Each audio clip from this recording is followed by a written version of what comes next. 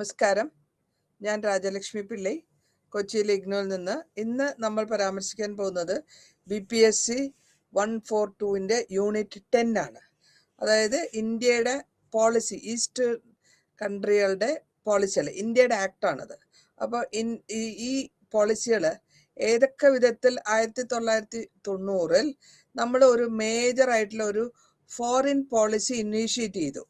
അതിൻ്റെ പേര് look east policy എന്നാണ്. കാരണം കിഴക്കുള്ള പോളിസികൾ നോക്കുന്നുള്ള അർത്ഥത്തിൽ. ഇതിൽ നമ്മൾ എന്താണ് ഉദ്ദേശിക്കുന്നുണ്ട്, ഒരു കോമ്പിനേഷനാണ്. എക്കോണമിക്കലി, ധനപരമായിട്ടും ഏതൊക്കെ സ്ട്രാറ്റജി നമ്മൾ ഉപയോഗിക്കാം, ഭാഗങ്ങൾ ഉണ്ടാക്കാം, ഏതൊക്കെ പൊളിറ്റിക്കലായിട്ട് എന്തൊക്കെ കൊണ്ടുവരണം. കാരണം ഈ സമയത്ത് കോൾഡ് വാർ തീർന്നിരിക്കുന്ന സമയമാണ്. അമേരിക്കയുടെയും ബ്രിട്ടൻ, ഈ രണ്ട് മിലിറ്ററി ബ്ലോക്കിന്റെ കോൾഡ് വാർ അവസാനിച്ചു. കോൾഡ് വാർ അവസാനിച്ചു കഴിഞ്ഞപ്പോൾ അതിന്റെ പരിണാമമായിട്ട് വരുന്നത് സോവിയറ്റ് യൂണിയൻ അങ്ങ് ചിന്ന ഭിന്നമായി പോവാണ്. ഡിസ്ഇൻറ്റഗ്രേഷൻ എന്ന് വെച്ചാൽ ചിന്ന ഭിന്നമായി.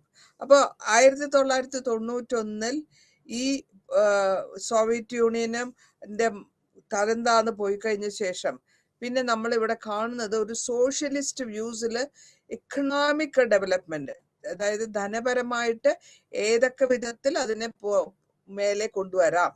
അതാണ് നമ്മൾ ഈസ്റ്റ് പോളിസി എന്ന് പറയുന്നത്. നമ്മളുടെ രാജ്യം ഈസ്റ്റേൺ സൈഡാണ്. അപ്പോൾ ആ പോളിസികൾ ഉണ്ടാക്കണം, നോക്കിയിട്ട് വേണം ചെയ്യാന്നുള്ളതാണ് ഇതിൻ്റെ പോളിസിൻ്റെ, ഇന്ത്യാസ് ഈസ്റ്റ് പോളിസിൻ്റെ ഉദ്ദേശം. ഇവിടെ നമ്മൾ ഉദ്ദേശിക്കുന്നത് ലൈസൻസ് പെർമിറ്റ് രാജ്, അതായത് നമ്മളുടെ തീരുമാനങ്ങൾ, സ്ട്രാറ്റജി എങ്ങനെ എക്സ്പോസ് ചെയ്തിട്ടുണ്ട്, അതിൻ്റെ കൂടെ ഒരു ഫോറിൻ എക്സ്ചേഞ്ച് കൊണ്ടുവന്നിട്ട് അത് നമ്മൾ ഏത് വിധത്തിലായിരിക്കും ഇവിടെ ആപ്ലിക്കേഷൻ കൊണ്ടുവരിക, അതാണ് നമ്മൾ നോക്കുന്നത്. അപ്പോൾ 90-ൽ നമ്മൾ ഇത് ലോഞ്ച് ചെയ്തു. 91-ൽ ഇതിനെ വേറെ രാജ്യങ്ങളുമായിട്ടുള്ള സംബന്ധത്തോടെ ഇംപ്ലിമെന്റ് ചെയ്യാൻ, അല്ലെങ്കിൽ ചെയ്യാനുള്ള ഒരു ആരംഭം കുറിച്ചു.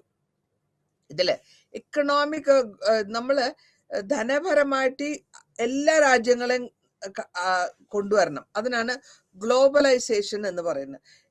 എല്ലാ രാജ്യങ്ങളുടെയും കാര്യകാരണങ്ങൾ സഹിതം ഏതൊക്കെ സാധനങ്ങൾ എക്സ്പോർട്ട് ചെയ്യാം, നമുക്ക് ഇമ്പോർട്ട് ചെയ്യാം, എങ്ങനെയായിരിക്കണം ഫോറിൻ ഇൻവെസ്റ്റ്മെന്റ്, അതിന്റെ പരിണാമം, അതിന്റെ അവസാനം എന്ത് ലെവലിലുള്ള എക്കണോമിക് ഗ്രോത്ത് വരും, അതിന്റെ റേറ്റ് ഒക്കെ അറിയണം. ആ കാലഘട്ടത്തിൽ പ്രൈം മിനിസ്റ്റർ ആയിരുന്ന PV നരസിംഹറാവു ഈ പോളിസികളിനെ ഈസ്റ്റേൺ സൈഡ് ആയിട്ടുള്ള കൺട്രികളോടും സൗത്തിൽ വരുന്ന സൗത്ത് ഈസ്റ്റ് ഏഷ്യയിലുമായിട്ടും സംബന്ധിച്ചിട്ടാണ് കൊണ്ടുപോകുന്നത്. ഇവിടെ നമ്മൾ 1990-ൽ ഈ policy, east Asia policy introduce ചെയ്ത് കഴിഞ്ഞപ്പോൾ ഇവിടെ നമ്മൾ ലിബറലൈസേഷൻ കൊടുക്കുകയാണ്.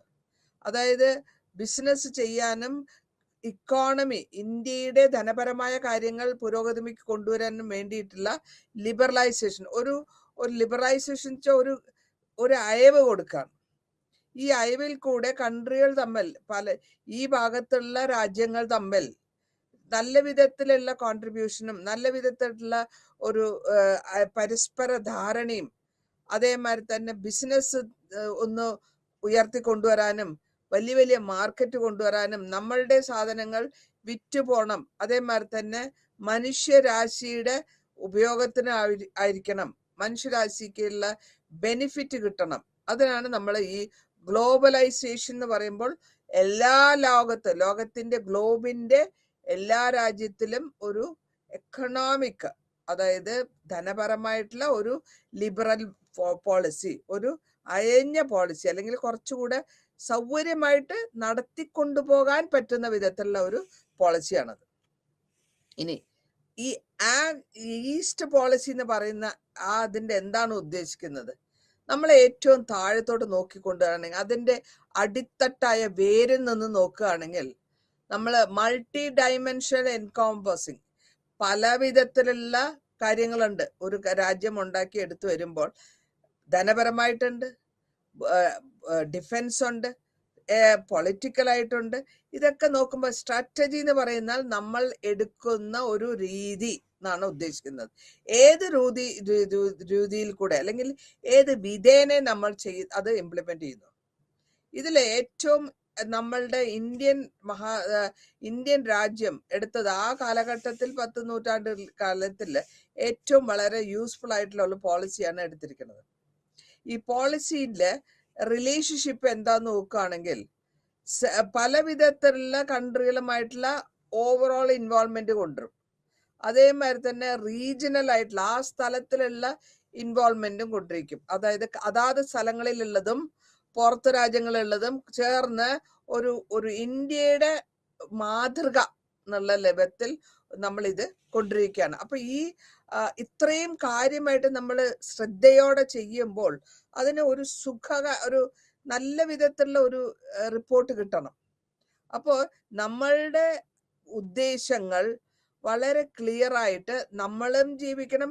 Leave and let others also leave എന്ന് പറയാം. അല്ലെങ്കിൽ നമ്മളുടെ പോളിസി പ്രകാരം നമ്മളുടെ കാര്യങ്ങളും ശ്രദ്ധയായിട്ട് പോകണം, എല്ലാ രാജ്യങ്ങളിലും നല്ല വിധത്തിൽ പോകണം. അപ്പൊ ആ പോളിസിന്റെ നടത്തിപ്പാണ് നമ്മൾ ഇനി അടുത്ത് നോക്കുന്നത്. ഇതില് ഇന്തോനേഷ്യ എന്ന് പറയുന്നത് ഇന്തോനേഷ്യ ആർക്കിപ്പലാജോ. ഇതിൽ നമ്മൾ കാണുന്നത് എന്താ വെച്ചാൽ 2500 വർഷങ്ങളായിട്ട് നമ്മളുടെ ഒരു ഈസ്റ്റേൺ സൈഡ് കിഴക്ക് വശത്തിലുള്ള ഈസ്റ്റ് ഏഷ്യ ആയിട്ട് ഇന്ററാക്ട് ചെയ്ത് പോകുന്നവരാണ്. അപ്പോൾ സൗത്ത് ഈസ്റ്റ് ഏഷ്യ സൗത്താണ്, അതായത് തെക്ക് വശമാണ്. തെക്ക് കിഴക്ക് ഭാഗത്തുള്ള കൺട്രികളിൽ ഏറ്റവും പ്രധാനമായിട്ട് വരുന്നത് 3 കൺട്രികൾ നമ്മൾ പറയുന്നുണ്ട്. ഒന്ന് ഇന്ത്യ, പിന്നെ ഒന്ന് ഇന്തോനേഷ്യ. അപ്പോ സിംഗപ്പൂർ, കംബോഡിയ എന്നുള്ള ഈ രാജ്യങ്ങളെല്ലാം കൂടെ ചേർന്ന് വരുമ്പോൾ ഇന്ത്യയും ബാക്കിയുള്ള ഏഷ്യൻ കൺട്രികളും ചേർന്ന് വരുമ്പോൾ ഇന്തോനേഷ്യ അല്ലെങ്കിൽ ഒരു ഗ്രൂപ്പായിട്ട് ആർക്കിപ്പലാഗോ എന്ന് പറയും. അപ്പോ ഇവിടെ നമ്മൾ ഇങ്ങനെ കൂട്ടി എല്ലാവർക്കും, സിംഗപ്പൂർ വളരെ ചെറിയ കൺട്രിയാണ്. അപ്പോൾ എല്ലാവരും ഒപ്പം ബിസിനസ് ചെയ്ത് ഒപ്പത്തിനൊപ്പം വലുതായി വരിക അല്ലെങ്കിൽ പ്രോത്സാഹിപ്പിച്ചു വരിക. ഇപ്പൊ ഇത്രത്തോളം ഒരു ഇന്ത്യൻ രാജ്യത്തിന് ബാക്കിയുള്ള തെക്ക് കിഴക്കൻ രാജ്യങ്ങളിലുള്ളത്തോളം ഇന്ത്യ ആണ് ഏറ്റവും കൂടുതൽ ഈ കാലഘട്ടങ്ങളിൽ നമ്മളെ എല്ലാ വിധത്തിലും എല്ലാ രാജ്യത്തിനെയും പ്രോത്സാഹിപ്പിച്ചിട്ടുള്ളത്. അത് മാത്രമല്ല, ഇന്ത്യയും ചൈനയും ജപ്പാനും നല്ല വിധത്തിലുള്ള ട്രേഡിംഗ് ബിസിനസ് നടത്തുന്നുണ്ട്. ലോക്കലായിട്ടുള്ള ആൾക്കാരായിട്ട് നടത്തിയിട്ടുണ്ട്. അതേമാതിരി തന്നെ പോർട്ട് സിറ്റീസ് ഉണ്ട്. കിഴക്ക് സൗത്തിലുള്ള കൺട്രികളായിട്ടുള്ള പല വിധത്തിലുള്ള പോർട്ടൊക്കെ ഉപയോഗിച്ചിട്ട് ബിസിനസ് ഡെവലപ്പ് ചെയ്യുന്നു. കമേഴ്സ്യലായിട്ട് എല്ലാ ആക്ടിവിറ്റീസും കൊണ്ടുവരുന്നു. അപ്പോൾ നമ്മൾ പല രാജ്യങ്ങളുമായിട്ട് സംബന്ധിച്ചിട്ടാണ് ഈ ബിസിനസ് നടത്തിക്കൊണ്ടു പോകുന്നത്. അതുകൊണ്ട് എന്താവും, നമ്മുടെ രാജ്യവും നന്നാവും, അടുത്ത രാജ്യവും നന്നാവും. അതാണ് നമ്മളുടെ ഇതിന്റെ ഉദ്ദേശം. ഈസ്റ്റ് പോളിസിന്റെ ഉദ്ദേശം അതാണ്. ഇനി ഈ കാലഘട്ടത്തിലാണ് നമ്മൾ കണ്ടിട്ടുള്ളത് കൊളോണിയലിസം ഉള്ള സമയമാണ്. അതായത് ബിസിനസ്സിന് വേണ്ടിയിട്ടാണല്ലോ എല്ലാ യൂറോപ്യൻ കൺട്രികളും ഇന്ത്യയിലേക്ക് വന്നത്, അല്ലെങ്കിൽ ഈ സദേൺ സൈഡിലേക്ക് വന്നത്, അല്ലെങ്കിൽ ഏഷ്യൻ സൈഡിലേക്ക് വന്നത്. അപ്പോൾ അങ്ങനെ വരുമ്പോൾ അവർ വരികയും ബിസിനസ്സുകാരായിട്ട് നാടുകളിൽ വരികയും പല യൂറോപ്യൻ രാജ്യത്തിൽ നിന്ന് ഏഷ്യൻ രാജ്യങ്ങളിലേക്ക് ബിസിനസ്സിന് വേണ്ടിയിട്ട് വരുന്നു. അവർ പിന്നെ അവിടെ സെറ്റിൽ ആവുന്നു, പിന്നെ അവിടുത്തെ മാസ്റ്റേഴ്സ് ആവുന്നു. അപ്പോൾ ഇവരുടെ ഉദ്ദേശം 18ാം 19ാം നൂറ്റാണ്ടിൽ ആ ഇൻഡസ്ട്രിയൽ റവല്യൂഷൻ നടക്കുന്ന സമയത്തും അവരുടെ സയൻസ് ആൻഡ് ടെക്നോളജി വലുതാവുന്ന സമയത്തും പല വിധത്തിലുള്ള കാരണങ്ങളുണ്ട് ഈ കോളനികൾ സ്ഥാപിക്കാൻ. കാരണം അവർക്ക് അവരുടെ ഫാക്ടറികളിൽ ആവശ്യമുള്ള സ്ഥാനങ്ങൾ, റോ മെറ്റീരിയൽസ്, ധാതുക്കൾ അല്ലെങ്കിൽ ആവശ്യമുള്ള സാധനങ്ങൾ അവർക്ക് കിട്ടാവുന്നത് ഈ ഈസ്റ്റേൺ കൺട്രികളിൽ അല്ലെങ്കിൽ കിഴക്ക് രാജ്യങ്ങളിൽ നിന്നാണ്. അത് സംഭരിക്കാൻ വേണ്ടിയിട്ടാണ് അവർ വരുന്നതും അവരിവിടെ താമസിക്കുന്നതും. പിന്നെ പതുക്കെ നമ്മളെ അവരുടെ കോളനിയാക്കി മാറ്റുകയും ചെയ്തിട്ടുണ്ട്. അവര് നമ്മളുടെ മാസ്റ്ററും നമ്മൾ അവര് കോളനിയിലുള്ളവര് അടിമകൾ പോലെ ജീവിക്കാൻ തുടങ്ങി. അതാണ് പിന്നെ ലേറ്റർ ഓൺ നമ്മൾക്ക് എന്താ പറയാ, ഈ നാഷണലിസം ഡെവലപ്പ് ആവുന്നതും അവരെ മാറ്റണം എന്നൊക്കെ ഉള്ള ഒരു വിചാരം വരാൻ കാരണം നമ്മൾ ആദ്യം അവരെ അടിമകളമാരി ട്രീറ്റ് ചെയ്ത കൊണ്ടാണ്. അതിനാണ് ഈ കൊളോണിയലിസം എന്ന് പറയുന്നത്. ഇനി ഇതേ കൊളോണിയലിസം തന്നെ പല വിധത്തിലുള്ള റിലേഷൻസ് ആണ് ഇവിടെ ഉണ്ടാക്കി കൊണ്ടുവന്നിട്ടുള്ളത്. കോമൺ ആയിട്ട് വരുന്ന ഇൻട്രസ്റ്റ് എന്തൊക്കെയാണ്, അല്ലെങ്കിൽ ഓരോ രാജ്യത്തിനും സൂട്ടബിൾ ആയിട്ടുള്ള റിലേഷൻഷിപ്പാണ് അവർ കൊണ്ടുവന്നത്. അവർക്ക് സൗകര്യം കിട്ടണം, അവർക്ക് ബെനിഫിറ്റ് കിട്ടണം എന്നുള്ളതാണ്. അത് ഫ്രഞ്ച് ആയാലും വിരോധമില്ല, പോർച്ചുഗീസ് ആയാലും വിരോധമില്ല, ബ്രിട്ടീഷ് ആയാലും വിരോധമില്ല, വേറെ ഏത് യൂറോപ്യൻ കൺട്രി ആയാലും വിരോധമില്ല. അവർക്ക് എങ്ങനെ ഈ ബിസിനസ് മുഖാന്തരം അവരുടെ രാജ്യത്തിന് സംതൃപ്തി അല്ലെങ്കിൽ അവരുടെ രാജ്യത്തിന് ഇംപ്രൂവ്മെന്റ് കിട്ടും. ഇതാണ് അവരുടെ ഐഡിയ, അല്ലെങ്കിൽ ഇവരുടെ നോക്കം അതാണ്. അപ്പൊ എന്തിനു വേണ്ടിയിട്ടാണോ ഈ റിലേഷൻഷിപ്പ് ഉണ്ടാക്കുന്നത്, ആ റിലേഷൻഷിപ്പിനെ സ്ട്രോങ് ആയിട്ട് കൺസിഡർ ചെയ്ത് വെച്ചിരിക്കണം. അപ്പോൾ മാത്രമേ, അല്ലെങ്കിൽ നടത്തിച്ചു കൊണ്ടുപോയാൽ മാത്രമേ അവർക്ക് ബിസിനസ് മുഖാന്തരമുള്ള ബെനിഫിറ്റ് അവരുടെ മദർ കൺട്രിക്ക്, അവരുടെ മാതൃ രാജ്യത്തിന് കിട്ടാൻ വഴിയുള്ളൂ. അപ്പോൾ മാക്സിമം ആയിട്ട് ഏറ്റവും കൂടുതലായിട്ട് ചൂഷണം ചെയ്യുക, ഏറ്റവും കൂടുതലായിട്ട് അടിമകളാക്കി അവർ നമ്മളെ വർത്തിക്കുക. അപ്പൊ അങ്ങനെ ഈ കൊളോണിയൽ സെറ്റപ്പാണ് ഈ രാജ്യങ്ങളിൽ ആ കാലഘട്ടത്തിൽ നടക്കുന്നത്. ഇനി ഈ റിലേഷൻഷിപ്പ് കോൺഫറൻസ് നടക്കുന്നത്, ഇത് 1947 ഇന്ത്യയുടെ സ്വാതന്ത്ര്യ സമയമാണ്. ഓർമ്മ വെച്ചോളുക. അപ്പോഴാണ് ഈ കോൺഫറൻസ് നടക്കുന്നത്. മാർച്ച് ഏപ്രിലാണ് ഏഷ്യൻ റിലേഷൻഷിപ്പുള്ള കോൺഫറൻസ് നടക്കുന്നത്. ഈ കോൺഫറൻസിൽ നമ്മളുടെ ലീഡേഴ്സ്, നമ്മുടെ നേതാക്കള്, നമ്മൾ ഇന്ത്യൻ ഫ്രീഡം മൂവ്മെന്റിന് വേണ്ടിയിട്ട് ശ്രമിച്ചുകൊണ്ടിരിക്കുന്ന സമയമാണ്. അപ്പോൾ എല്ലാവരും കൂടെ ഒരുമിച്ചിട്ടാണ് ഈ കോൺഫറൻസ് നടത്തുന്നത്. ഈ കോൺഫറൻസ് നടത്തുമ്പോൾ അത് എവിടെയാണ് നടത്തുന്നത്? ഇന്തോനേഷ്യയിൽ വെച്ചാണ്. എന്തിനു വേണ്ടിയിട്ടാണ് നടത്തുന്നത്? ഇതിന് ഈ ഫ്രീഡം മൂവ്മെന്റിനെ ഒരു സഹായിക്കാൻ വേണ്ടി, അല്ലെങ്കിൽ ഫ്രീഡം മൂവ്മെന്റിന് ഒരു സപ്പോർട്ട് കൊടുക്കാൻ വേണ്ടി, അല്ലെങ്കിൽ അതിനെ ഒന്ന് പ്രോത്സാഹിപ്പിക്കാൻ വേണ്ടി. അപ്പോ ഗ്ലോബലായിട്ട് ഇന്ത്യ മാത്രമല്ല, നാട് മുഴുവനും ഒരു പബ്ലിക് ഒപ്പീനിയൻ വരണം. അത് ആർക്ക് പബ്ലിക് ഒപ്പീനിയൻ അല്ലെങ്കിൽ ജനസമ്മതി വന്നത് ഡച്ചുകാരായ കൊളോണിയലിസം അല്ലെങ്കിൽ ഡച്ച് ഗവൺമെന്റിനെ എതിർത്തിട്ടാണ് നമ്മളെല്ലാവരും ഒരുമിക്കുന്നത്. അതേമാതിരി ഇന്ത്യയിലെ ഏറ്റവും വലിയ കൺട്രിയാണ് ഇന്ത്യയാണ് പീസ് കീപ്പിംഗ് ഓപ്പറേഷൻ കൊറിയയിൽ ചെയ്തത്. പീസ് കീപ്പിംഗ് എന്ന് വെച്ചാൽ സമാധാനപരമായ, അവിടെ കൊറിയയിലെ പ്രശ്നങ്ങൾ ഉണ്ടായിരുന്നു, ഒരുപാട് പ്രശ്നങ്ങൾ ഉണ്ടായിരുന്നു. എല്ലാ കാര്യവും ഞാൻ ഇതിൽ കൊണ്ടുവന്നിട്ടില്ല. നിങ്ങൾ പുസ്തകം വായിച്ചു തന്നെ നിങ്ങളുടെ സ്റ്റഡി മെറ്റീരിയൽ വായിക്കണം.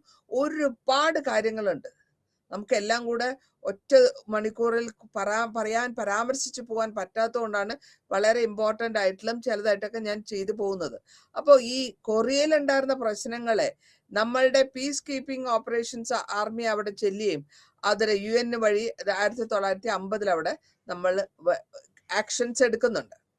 ഇതേമാതിരി നമ്മളുടെ സ്റ്റെപ്പ്, ഇന്ത്യയുടെ സ്റ്റെപ്പ് എത്രത്തോളം കോൾഡ് വാർ ഉണ്ടായിരുന്നോ അതിന്റെ ചെയർമാൻ ആയിട്ടുള്ള, അല്ലെങ്കിൽ നമ്മളുടെ ഇന്റർനാഷണൽ കൺട്രോളിനെ പറ്റിയും അവര് ആ കാലഘട്ടത്തിൽ 1954 ജനീവ അക്കോർഡ് ഒരു സിഗ്നേച്ചർ, ഒരു ഡോക്യുമെന്റ് ഉണ്ടാക്കുകയും അത് വിയറ്റ്നാമിൽ വെച്ച് അത് കമ്മീഷൻ ചെയ്യുകയും സൈൻ ചെയ്യുകയും ചെയ്തു. അപ്പോ നമ്മളുടെ ആക്ഷനാണ് നമ്മളിവിടെ സ്ട്രെസ് ചെയ്ത് പറയുന്നത്. അല്ലെങ്കിൽ ഇന്റർനാഷണൽ ലെവലിൽ കൺട്രോൾ ചെയ്യാൻ പറ്റുന്ന ഒരു കമ്മീഷൻ, ഒരു ഗ്രൂപ്പ്, അതിന് സെറ്റപ്പ് ചെയ്ത് ജനീവ 54 ജനീവയിൽ വെച്ച് വിയറ്റ്നാമിൽ വെച്ചാണ് ഇതിനെപ്പറ്റി കൂടുതൽ ഡിസ്കഷനും അതിനെ സ്ഥാപിച്ചെടുക്കുകയും ചെയ്യുന്നത്. ഇനി ബഡ്ഡുങ് കോൺഫറൻസ് എന്നാണ്. ഇവിടെ നമ്മൾ ആഫ്രിക്കൻ ഏഷ്യൻ കോൺഫറൻസ്, അതിനാണ് ഈ ബഡ്ഡുങ് കോൺഫറൻസ് എന്ന് പറയുന്നത് 1955. കാരണം ഇന്ത്യയെ ബാക്കി ഈസ്റ്റേൺ കൺട്രികളെയും എക്സ്പ്ലോയിറ്റ് ചെയ്ത മാതിരി, അല്ലെങ്കിൽ ചൂഷണം ചെയ്ത മാതിരി ആഫ്രിക്കൻ കൺട്രികളെയും ഈ വെസ്റ്റേൺ അല്ലെങ്കിൽ യൂറോപ്യൻ കൺട്രികൾ ചൂഷണം ചെയ്യുന്നുണ്ട്. അപ്പോൾ അതുകൊണ്ടാണ് അവർക്കും ഇതേമാതിരി സിമിലർ ആയിട്ടുള്ള പ്രശ്നങ്ങൾ ഉള്ളത് കൊണ്ടാണ് അവരെ നമ്മൾ മോറൽ സപ്പോർട്ട് ചെയ്യണം, അല്ലെങ്കിൽ അവർക്കും സഹായ സഹകരണങ്ങൾ ചെയ്യണം എന്നുള്ള വിധത്തിൽ നമ്മൾ ഇന്ത്യൻസ് സ്പോൺസറിങ് ചെയ്യാണ്. ഇവിടെ ഒരു ഇൻസ്ട്രുമെന്റൽ ആയിട്ട് എടുക്കുന്നത് ജപ്പാനെ തിരിച്ചെടുക്കണം, അല്ലെങ്കിൽ മെയിൻ സ്ട്രീമിൽ നിന്ന് വാറിന് ശേഷം എന്തെങ്കിലും വിധത്തിൽ ഹോച്ചിമിങ്ങിന്റെ ഫ്രഞ്ച് കോളനിയിൽ ഉള്ള റൂളിനെ, വിയറ്റ്നാമിലുള്ള റൂളിനെ നിർത്തിക്കുക, അതാണ് ഉദ്ദേശിച്ചത്. അതേമാതിരി തന്നെ ഇന്ത്യയുടെ ഏറ്റവും വലിയ ഒരു അധികാരം അല്ലെങ്കിൽ ഒരു സൃഷ്ടി എന്ന് പറയാവുന്നത്, നമ്മള് പീപ്പിൾസ് റിപ്പബ്ലിക് ഓഫ് ചൈനയെ നമ്മൾ ആദരിക്കുന്നു, വെൽക്കം ചെയ്യുന്നു, ആദരിക്കുന്നു. അവരുടെ ഡിപ്ലോമാറ്റിക് റെക്കഗ്നേഷൻ, അവരുടെ ആ കാര്യങ്ങൾ നമ്മൾ അക്സെപ്റ്റ് ചെയ്യാണ്. റെക്കഗ്നേഷൻ എന്ന് പറഞ്ഞാൽ അക്സെപ്റ്റ് ചെയ്യുക, അല്ലെങ്കിൽ സ്വീകരിക്കുക, സ്വീകാര്യമാക്കുകയാണ്. ഈ communist party, Chinese communist party 1949 ഉണ്ടായതിനെയും നമ്മൾ സ്വീകാര്യമാക്കി എടുക്കുകയാണ് ഈ കോൺഫറൻസിൽ. അത് കൂടാതെ ഇന്ത്യ കടന്ന് ഏഷ്യൻ രാജ്യങ്ങളിൽ കൂടുതലായിട്ട് എത്രത്തോളം ഇനീഷ്യേറ്റീവ് എടുക്കാൻ പറ്റുമോ, ഓരോ രാജ്യങ്ങളും ഫ്രീ ആകുമ്പോൾ അല്ലെങ്കിൽ ഓരോ രാജ്യത്തിനും ആവശ്യമായ ഫോറിൻ പോളിസി ഉള്ള സഹായ സഹകരണങ്ങൾ ഇന്ത്യ കൊടുക്കുന്നുണ്ട്. അപ്പൊ ഇന്ത്യ എപ്പോഴും എല്ലാ രാജ്യത്തിനെയും സപ്പോർട്ട് ചെയ്യാനാണ് പ്രാഥമികമായിട്ട് നമ്മൾ എല്ലാവരുടെ കൂടെയും സംബന്ധം വെച്ചിട്ടുള്ളത്. അപ്പൊ നമ്മളുടെ റിലേഷൻഷിപ്പിനാണ് നമ്മൾ ഈ ചാപ്റ്ററിൽ പറയുന്നത്. ഈ സ്റ്റഡി മെറ്റീരിയൽ മുഴുവനും ഇന്ത്യയും അടുത്ത രാജ്യങ്ങളും നമ്മൾ എങ്ങനെ വ്യവഹാരം ചെയ്തിരുന്നു, എങ്ങനെയാണ് നമ്മൾ അവരുമായിട്ട് സംബന്ധിച്ചു പോയത് എന്നുള്ളതാണ് ഈ സാരാംശമായിട്ട് എനിക്ക് പറയാനുള്ളത്. അടുത്തതായിട്ട് south east Asian treaty organisation. ഈ സൗത്തിലുള്ള അല്ലെങ്കിൽ തെക്ക് വശത്തുള്ള തെക്ക് കിഴക്കൻ ഏഷ്യൻ രാജ്യങ്ങളുടെ ഓർഗനൈസേഷൻ എന്ന് പറയാം. അപ്പൊ നമ്മള് 1947 വാർ കഴിഞ്ഞ ശേഷം നമുക്ക് ഫ്രീഡം കിട്ടുമ്പോൾ നമ്മളുടെ ഫോറിൻ പോളിസി ആയിട്ട് നമ്മൾ ഒരൊറ്റ കാര്യമേ പറഞ്ഞുള്ളൂ, നമ്മള് US കൂടെയും ഇല്ല, US ഫാറവെയാണ്, ദൂരെയാണ്, USSRന്റെ കൂടെയും റഷ്യയുടെ കൂടെയും ഇല്ല. കാരണം ആ കാലഘട്ടത്തിൽ ഇവര് രണ്ടുപേരുമാണ് സൂപ്പർ മിലിറ്ററി ബ്ലോക്ക് ആയിട്ട് മാറിയിട്ടുള്ളത് കോൾഡ് വാർ ടൈമിൽ. നമ്മൾ പറഞ്ഞു നമ്മൾ ഈ 2 പവർ ബ്ലോക്കിന്റെ കൂടെയും ഇല്ല, നമ്മളുടേതായ ഒരു ആധിപത്യം, നോൺ അലൈൻഡ് മൂവ്മെന്റ് വഴി നമ്മൾ ഒരു ആധിപത്യം ഉണ്ടാക്കിയെടുക്കുകയാണ്. അപ്പോൾ നോൺ അലൈൻമെന്റ് എന്ന് പറയുമ്പോൾ ഞാൻ ആരോടും ജോയിൻ ചെയ്തില്ല, US ജോയിൻ ചെയ്യുന്നില്ല, USSRോടും ജോയിൻ ചെയ്യുന്നില്ല, നമ്മൾ സ്വന്തമായിട്ട് നിൽക്കും. അപ്പോ അങ്ങനെ വരുമ്പോൾ നമുക്കൊരു സ്ഥിരതയുണ്ട്, നമ്മൾ പറയുന്നതിൽ ഒരു സ്ഥിരതയുണ്ട്. നമ്മളുടെ പഞ്ചശീലങ്ങൾ വഴി നമ്മൾ എന്തൊക്കെ ചെയ്യാൻ ഉദ്ദേശിക്കുന്നു എന്നും പറഞ്ഞിട്ടുണ്ട്. അപ്പൊ ഇത് ആദ്യമായിട്ടാണ് സാധാരണ രാജ്യങ്ങൾ തമ്മിൽ പരസ്പരം എവിടെയെങ്കിലും അടുത്ത രാജ്യമോ സപ്പോർട്ട് ചെയ്യുന്ന രാജ്യത്തിന്റെ കൂടെ ജോയിൻ ചെയ്യാണ് സാധാരണയായിട്ടുള്ള പതിവ്. പക്ഷെ നമ്മളുടെ ഇന്ത്യൻ രാജ്യം സ്വാതന്ത്ര്യം കിടക്കുന്ന സമയത്ത് ഇത്രത്തോളം സ്ട്രോങ് ആയ അല്ലെങ്കിൽ പ്രാധാന്യം അർപ്പിക്കുന്ന ഒരു തീരുമാനമെടുക്കാൻ പറ്റിയതും അതിൽ അണുവിട വ്യത്യാസമില്ലാണ്ട് അതിൽ സ്ഥിരമായി നിൽക്കുകയും ചെയ്തിട്ട് മാത്രമല്ല, അടുത്ത രാജ്യങ്ങളിൽ ഏത് കമ്മ്യൂണിസ്റ്റ് മൂവ്മെന്റ് ആയാലും ശരി, ആന്റി കമ്മ്യൂണിസ്റ്റ് മൂവ്മെന്റ് ആയാലും ശരി, അത് വരുമ്പോൾ, ഇങ്ങനത്തെ പ്രശ്നങ്ങൾ വരുമ്പോൾ നമ്മൾ ആരടുത്തും നിൽക്കാണ്ട് സ്വന്തമായിട്ട് നിൽക്കാനുള്ള ഒരു താല്പര്യമാണ് നമ്മൾ പ്രകടിപ്പിച്ചത്. ഈ കാലഘട്ടത്തിൽ Truman doctrine of containing communism എന്ന് പറഞ്ഞിട്ട് US-നെ അല്ലെങ്കിൽ അമേരിക്ക ഒരു ലീഡിങ് കൊടുക്കുന്നുണ്ട് സൗത്ത് ഏഷ്യയിൽ, അതായത് കിഴക്കൻ ഏഷ്യയിൽ ഒരു ലീഡിങ് ഫോർമേഷൻ കൊടുക്കുന്നുണ്ട്. ആ ഫോർമേഷന്റെ പേരാണ് ട്രൂമാൻ ഡോക്ട്രിൻ. അവരുടെ കണ്ടെയ്നിങ് ആണ്, അവരുടെ ആതിഥേയം അല്ലെങ്കിൽ അവരുടെ അധികാരത്തിൽ അല്ലെങ്കിൽ അവരുടെ സപ്പോർട്ടിൽ ഈ ഓർഗനൈസേഷന്റെ പേരാണ് south east Asian treaty organisation, SEATO. South east Asian എല്ലാത്തിന്റെയും ആദ്യത്തെ ലെറ്റേഴ്സ്, ട്രീറ്റി ഓർഗനൈസേഷൻ. അപ്പോ അത് 1954 നമ്മൾ സ്ഥാപിച്ചെടുത്തിട്ട്, അപ്പോ ഇവരൊക്കെ ഈ രാജ്യങ്ങളിൽ ഈ കാലഘട്ടത്തിൽ ഈ സ്ഥലങ്ങളിൽ പറഞ്ഞിട്ടുള്ള എല്ലാ രാജ്യങ്ങളും ഒരുമിച്ചിട്ട് ഒന്ന് നിർത്തി ഒരു യൂണൈറ്റ് ആക്കുക എന്നുള്ളതാണ് ഇതിന്റെ ഉദ്ദേശം. ഇനി ലുക്ക് ഈസ്റ്റ് പോളിസി, അതായത് കിഴക്കോട്ട് നോക്കൂ എന്നുള്ള പോളിസിയാണ് നമ്മൾ പറഞ്ഞിട്ടുള്ളത് ഇവിടെ. അപ്പൊ കോൾഡ് വാർ ഞാൻ നേരത്തെ പറഞ്ഞു, കോൾഡ് വാർ തീർന്നു കഴിഞ്ഞപ്പോഴത്തേക്കും ഭയങ്കരമായിട്ട് ധനപ്രശ്നങ്ങൾ, എക്കണോമിക് ക്രൈസിസ് വന്നു. അതേ എക്കണോമിക് ക്രൈസിസിന്റെ കൂടെ ഇന്ത്യക്കും അത് അഫക്റ്റ് ആവുന്നുണ്ട്. ഈ ഇന്ത്യയിലും ഇതേമാതിരി ധനപരമായ പ്രശ്നങ്ങൾ വരികയും നമ്മൾ ഒരുപാട് ഇനീഷ്യേറ്റീവ്, നമ്മൾ ഒരുപാട് കാര്യങ്ങൾ പ്രത്യേകമായിട്ട് എടുക്കാൻ തുടങ്ങി. അതിലൊന്നാണ്, അതിന്റെ പേരാണ് നമ്മൾ ലൈസൻസ് പെർമിറ്റ് രാജ് എന്ന് പറയാം. ആ ലൈസൻസ് പെർമിറ്റ് രാജ് എന്ന് പറയുമ്പോഴത്തേക്കും പെർമിഷൻ വേണം എന്തെങ്കിലും ചെയ്യുമ്പോൾ. അപ്പോൾ ഇവിടെ നമ്മൾ എന്താ ഉദ്ദേശിക്കുന്നത്? പുറ രാജ്യങ്ങളിൽ നിന്ന് അവരുടെ ഇൻവെസ്റ്റ്മെന്റ് ഇവിടെ നമ്മളുടെ രാജ്യത്ത് കൊണ്ടുവരാനും, അവരുടെ ഇൻവെസ്റ്റ്മെന്റ് ഇവിടെ അവര് സ്ഥാപിക്കുമ്പോൾ, മൂലധനം സ്ഥാപിക്കുമ്പോൾ ഇവിടെ ഇക്കണോമിക് ആയിട്ട് ഡെവലപ്മെന്റ് വരും. ഈ ഡെവലപ്മെന്റ് മുഖാന്തരം നമ്മുടെ ആൾക്കാർക്ക് ജോലിയും കിട്ടും, ശമ്പളവും കിട്ടും, രാജ്യത്തിന് ആകെ മൊത്തം ഒരു ഇംപ്രൂവ്മെന്റും കിട്ടും. ഈ രണ്ട് കാരണങ്ങൾക്ക് വേണ്ടിയിട്ട് ഡൽഹിയില് നമ്മൾ ഒരു പോളിസി, അല്ലെങ്കിൽ ഈ ഗ്ലോബൽ എക്കോണമി ഉണ്ടാക്കാൻ, അതിനാണ് നമ്മൾ ഈ പോളിസിയായിട്ട് ഉണ്ടാക്കിയെടുത്തത്. ആ പോളിസീനെ ഒരു ഫോർമലായിട്ടും സെലിബ്രേറ്റഡ് ആയിട്ടും അന്നത്തെ പ്രൈം മിനിസ്റ്റർ നരസിംഹറാവു അതിനെപ്പറ്റി പറയുകയും അതിനെപ്പറ്റി സ്ഥാപിച്ചെടുക്കുകയും ചെയ്തതാണ് 1991. അതിന് വളരെ പ്രാധാന്യം കൽപ്പിച്ചിട്ട് അതിനെ പ്രൊപ്പഗാൻഡ ചെയ്തിട്ട് ലുക്ക് ഈസ്റ്റ് പോളിസി എന്ന് കൊണ്ടുവന്നത്. കിഴക്കോട്ട് നോക്കൂ, ഞങ്ങൾ എങ്ങനെ ഒരുമിച്ച് പോകുന്നു എന്നുള്ളതാണ് അതിന്റെ ഉദ്ദേശം. ഇനി ഈ പോളിസി കുറച്ചു കാലം വളരെ സക്സസ്ഫുൾ ആയിട്ട് പോയെങ്കിൽ കൂടിയും അത് പ്രാക്ടിക്കലായിട്ട് എന്തെങ്കിലും നമ്മൾ ചെയ്ത് വരുമ്പോഴാണ് അറിയുക എന്തെങ്കിലും ഒക്കെ പ്രശ്നങ്ങൾ വരുന്നോ എന്നുള്ളത്. അപ്പോൾ ഈ സൗത്ത് ഈസ്റ്റ് ഏഷ്യൻ പോളിസിയിൽ കൊണ്ടുവന്ന ശേഷം അതിന്റെ പരിണാമമായിട്ട് ഇക്കോണമിയിൽ എന്തൊക്കെ കൊണ്ടുവന്നു, എന്തൊക്കെ ചേഞ്ചസ് വന്നു. ഇവിടെ ആരാണ് എക്കോണമി, പവർഫുൾ ആയിട്ടുള്ള എക്കോണമീസ് ഉണ്ടല്ലോ. വെസ്റ്റേൺ സൈഡിൽ US ഉണ്ട്, ഈസ്റ്റേൺ സൈഡിൽ ജപ്പാൻ ഉണ്ട്, ഇന്ത്യയുടെ തൊട്ടടുത്തായിട്ട് ചൈനയുണ്ട്. അപ്പൊ ഈ 3 കൺട്രികളും, ജപ്പാൻ, USA ആൻഡ് ചൈന, നമ്മൾ കുറച്ചൊന്ന് ലിമിറ്റഡ് ആയിട്ടാണ് ഇന്ററാക്ഷൻ ചെയ്യുന്നത്. പവർഫുൾ ആയിട്ടുള്ള ഈ രാജ്യങ്ങളോട് നമ്മൾ കുറച്ച് ലിമിറ്റഡ് ആയിട്ട്, വളരെ ശ്രദ്ധിച്ചിട്ടാണ് നമ്മൾ അവരുമായിട്ട് സംബന്ധിക്കുന്നത്.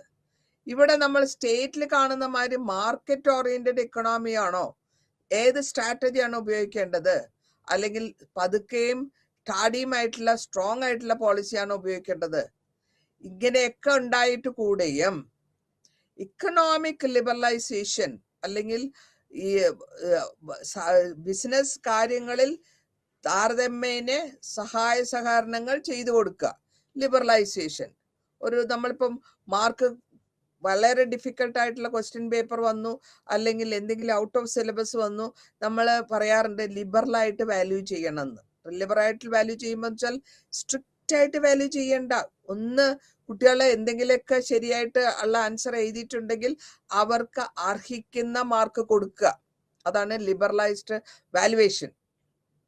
അപ്പോൾ അങ്ങനെ ചെയ്യുമ്പോൾ ആ കുട്ടി, ദ ബെനിഫിറ്റ് ഓഫ് ഡൗട്ട് ആ കുട്ടിക്ക് പോണം.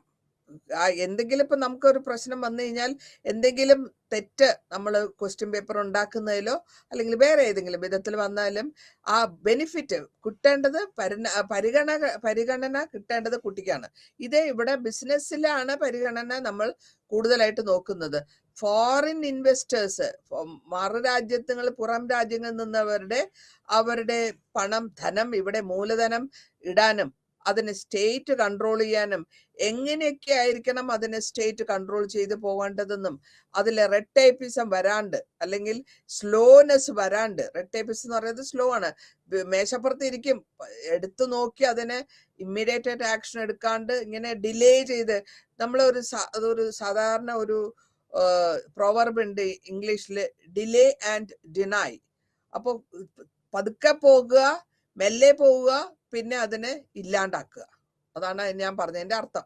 അപ്പൊ റെഡ് ടേപ്പിസം ഇല്ലാണ്ട്, വളരെ കറപ്ഷൻ ഒന്നുമില്ലാണ്ട്, എത്രത്തോളം പുവർ സ്ട്രക്ചർ ആയാലും, ഇൻഫ്രാസ്ട്രക്ചർ വലിയ ആഡംബരമായിട്ടൊന്നും ഇല്ലെങ്കിലും, എത്രത്തോളം ഉള്ളത് ഓണം എന്താ പറയാ, നമ്മൾ കാണം വിറ്റും ഓണം ഉണ്ടെന്ന് ഉള്ളത് കൊണ്ട് ഓണമായിട്ട് ജീവിക്കുക എന്നുള്ള മാതിരി ഉള്ളത് വെച്ചുകൊണ്ട് എത്രത്തോളം ലിബറലായിട്ട് നമ്മൾ ബിസിനസ് നടത്തിക്കൊണ്ട് പോകാൻ പറ്റുമോ എന്നുള്ളതാണ് നമ്മൾ ഈ പറഞ്ഞതിന്റെ ഇതിന്റെ സാരാംശമായിട്ട് വരുന്നത്. ഇതില് ഇന്ത്യയുടെ പോളിസിയിൽ വരുമ്പോഴത്തേക്ക് ഒരു ലിമിറ്റഡ് റോളാണ് നമ്മൾ ചെയ്തുകൊണ്ടിരുന്നത്. ആ കാലഘട്ടത്തിൽ കോൾഡ് വാർ, ഞാൻ നേരത്തെ പറഞ്ഞു, കോൾഡ് വാർ എവിടെ മുഴുവൻ, ലോകം മുഴുവനും എല്ലാ രാജ്യങ്ങളും ഫേസ് ചെയ്യുന്ന പ്രശ്നമാണ് ഈ കോൾഡ് വാർ. അതായത് വാറിന്റെ ശേഷം, അവസാനിച്ച ശേഷം ഒരു മനസ്താപം ഉണ്ടാവുക, അല്ലെങ്കിൽ ഒരു എന്താ പറയാ, നമ്മള് ഒരു വിശ്വാസക്കുറവുണ്ടാവുക, അല്ലെങ്കിൽ ഒരു പരസ്പരം സംശയകരമായിട്ടുള്ള ഒരു എന്ത് ചെയ്യുമ്പോഴും ഒരു സംശയകരമായിട്ട് പോവുക, അല്ലെങ്കിൽ ഈ മിലിറ്ററി ബ്ലോക്കിന്റെ ഞങ്ങളാണോ വലുത് നിങ്ങളാണോ വലുത് എന്നുള്ളൊരു തോന്നൽ, ഇതൊക്കെ കൂട്ടിയിട്ടാണ് നമ്മൾ കോൾഡ് വാർ എന്ന് പറയാം. മനസ്സിന്റെ അകത്തുള്ള ഒരു അഭിപ്രായ വ്യത്യാസങ്ങൾ. അപ്പൊ സെക്യൂരിറ്റിയെ പറ്റി എല്ലാവർക്കും സംശയമാണ്, അവരെന്തിനാ ഇങ്ങനെ ചെയ്യുന്നേ, എന്തെങ്കിലും കാര്യം ഉണ്ടാവും. അപ്പൊ ആ സെക്യൂരിറ്റി ഇഷ്യൂ ആണോ, അല്ല ഏതെങ്കിലും പെർസെപ്ഷൻ ആണോ, എന്തിനായിരിക്കാം അവരിങ്ങനെ ചെയ്യുന്നത്? ബിലീവ് ചെയ്യണം. എന്തിനു വേണ്ടിയിട്ട് നമ്മൾ അവരെ വിശ്വസിക്കണം? എന്തിനു വേണ്ടിയിട്ട് നമ്മൾ പീസ്ഫുൾ ആയിട്ട് ഇരിക്കണം? ഇപ്പൊ ഇതൊക്കെ മനസ്സിൽ കൂടെ, അല്ലെങ്കിൽ എല്ലാ നേതാക്കന്മാരും അതാത് രാജ്യങ്ങളിലെല്ലാവർക്കും തോന്നാൻ പറ്റിയ ഒരു കോസസ് ആണെന്നുള്ളതാണ് ഈ പറഞ്ഞതിന്റെ അർത്ഥം. 2 പോളിസികൾ കൊണ്ടുവന്നു. ആദ്യത്തെ പോളിസി, പെട്ടെന്ന് അമേരിക്കയുടെ ബേസസ് ഫിലിപ്പൈൻസിൽ 1992 ഒരു ക്ലോസ് ചെയ്യാണ്. ഫിലിപ്പൈൻസില് അമേരിക്കൻ ബേസ് പെട്ടെന്ന് അങ്ങോട്ട് ക്ലോസ് ചെയ്തു. അതായത് അമേരിക്കൻ ബേസ് എന്ന് പറയുമ്പോൾ അമേരിക്കൻ ആർമി അവിടെ വന്ന് സ്റ്റേഷൻ ചെയ്യും, അതാണ് നടക്കുന്നത്. ബേസ് എന്ന് പറയുന്നത് അതിനാണ്. അപ്പോൾ ഇപ്പോഴും കുവൈറ്റില് അമേരിക്കൻ ബേസ് ഉണ്ട്. അവിടെ നിന്ന് അവരുടെ ആയുധങ്ങളിലും അവരുടെ ഫ്ലൈറ്റ്സും ഉണ്ടാവും. അതുകൊണ്ടാണ് ആ രാജ്യങ്ങളിൽ എന്തെങ്കിലും പ്രശ്നങ്ങൾ, നെയ്ബർഹുഡിൽ എന്തെങ്കിലും പ്രശ്നങ്ങൾ വന്നാൽ വിത്തിൻ സെക്കൻഡ്സ് അവർക്ക് അറ്റാക്ക് ചെയ്യാൻ പറ്റും. കുവൈറ്റ് വാർ സമയത്ത് അതുമാതിരിയായിരുന്നു. അമേരിക്കൻ ബേസിന് പെട്ടെന്നായിരുന്നു ഈ അറ്റാക്ക് ഒക്കെ വരുന്നത്. അപ്പോ ഇതിനെ ക്ലോസ് ചെയ്തു. അതായത് ഫിലിപ്പൈൻസിലെ 1992 ഉണ്ടായിരുന്ന അമേരിക്കൻ ബേസിനെ പെട്ടെന്ന് അങ്ങോട്ട് ക്ലോസ് ചെയ്തു. എന്താണ് ക്ലോസ് ചെയ്യാൻ കാരണം? രണ്ടാമത്തത്, ചൈനയുമായിട്ട് ചേർന്ന് ഒരു സൂപ്പർ ആയിട്ടുള്ള ഒരു എക്കണോമിക് പെർഫോമൻസിന്റെയും, അല്ലെങ്കിൽ ആർമി, നമ്മളുടെ ആർമീനെ ഒന്ന് മോഡേണൈസ് ചെയ്തെടുക്കുകയും അതിനെ കിട്ടിയ ഒരു ഐഡിയ, ഒരു ഡിസിഷൻ എടുക്കാൻ. അപ്പൊ ആദ്യം ചൈന ഇങ്ങനെ ബാക്കിയുള്ളവരെ റീപ്ലേസ് ചെയ്ത് വരുമ്പോ ജപ്പാനും US-ഉം എക്കണോമിക് പാർട്ട്ണർ എന്നുള്ള ലെവലിൽ പോവാണ്. അപ്പൊ എല്ലാവർക്കും ഒരു ചൈനയുടെ ഡിപ്പെൻഡൻസിനോട് വേണ്ടി വരുന്ന ഒരു സിറ്റുവേഷൻ വരുമ്പോ ഇന്ത്യ എന്താ ചെയ്തത്? ലോങ് ടേമില് വളരെ കാലത്തിന് ശേഷവും പൊട്ടൻഷ്യലായിട്ട് നമ്മൾ ചെയ്തത് റെക്കഗ്നേഷൻ ചെയ്യുക. അപ്പോൾ ഈ ഈസ്റ്റ് ഏഷ്യൻ കൺട്രികൾ, അതായത് കിഴക്ക് ഉള്ള രാജ്യങ്ങളെ 1997-98 ഫൈനാൻഷ്യൽ ക്രൈസിസ്, ധനപരമായ ഒരു പ്രശ്നങ്ങൾ വഴി കൺട്രോൾ ചെയ്യാം, അല്ലെങ്കിൽ ധനപരമായ ഒരു പ്രശ്നങ്ങൾ ഉണ്ടാകുന്ന സമയത്ത് ലോങ് ടേം പൊട്ടൻഷ്യാലിറ്റി, ലോങ് ടേമിലുള്ള പോളിസികളാണ് നമ്മൾ നോക്കുന്നത്. അപ്പോ ആ ഇന്ത്യയുടെ ഒരു ആധിപത്യം, അല്ലെങ്കിൽ ഇന്ത്യയുടെ ആക്ഷൻ ഒന്ന് ഇങ്ങനെയുള്ള ഒരു ഈസ്റ്റ് ഏഷ്യൻ കൺട്രികളിൽ വന്നിട്ടുള്ള ഈ ഫൈനാൻഷ്യൽ ക്രൈസിസിനെ എങ്ങനെ നേരിടും, ഇതായിരുന്നു നമുക്ക് പ്രശ്നമായിട്ട് വന്നത്. ഇനി ലുക്കിംഗ് ടു എൻഗേജിങ് ഈസ്റ്റ്, കാരണം നമ്മൾ കാണുന്നു, നമ്മൾ എന്താണോ കിഴക്ക് കമ്പനികൾ ചെയ്യുന്നത് അതിനെ മാറ്റി നമ്മൾ എന്ത് ചെയ്യാൻ പറ്റും? ഇത് 2000-ലാണ്, അതായത് 2000-ന്റെ വർഷത്തിന്റെ തുടക്കത്തിൽ ഒരു പെട്ടെന്നുള്ള ഒരു ഷിഫ്റ്റ് വരുന്നുണ്ട്, ഒരു ചേഞ്ചസ് വരുന്നുണ്ട് ഇന്ത്യയുടെ. എന്ത് കാരണം കൊണ്ടാണ് ഇന്ത്യയുടെ നോട്ടത്തിൽ 2 ചേഞ്ചസ് കൊണ്ടുവരുന്നത്? ഇന്ത്യ എന്താ ഉദ്ദേശിച്ചത്? ഇന്ത്യൻ എക്കോണമീനെ ഒരു ഹൈ ഗ്രോത്ത് റേറ്റിലേക്ക് ഫേസിലേക്ക് കൊണ്ടുപോവുക. വേണ്ട വിധത്തിലുള്ള അറ്റൻഷൻ കൊടുത്ത് ഇന്ത്യയുടെ ബിസിനസ്സിനെ അല്ലെങ്കിൽ ഇന്ത്യയുടെ കാര്യങ്ങൾ അല്ലെങ്കിൽ ഇന്ത്യയുടെ ധനപരമായ ഉന്നതി.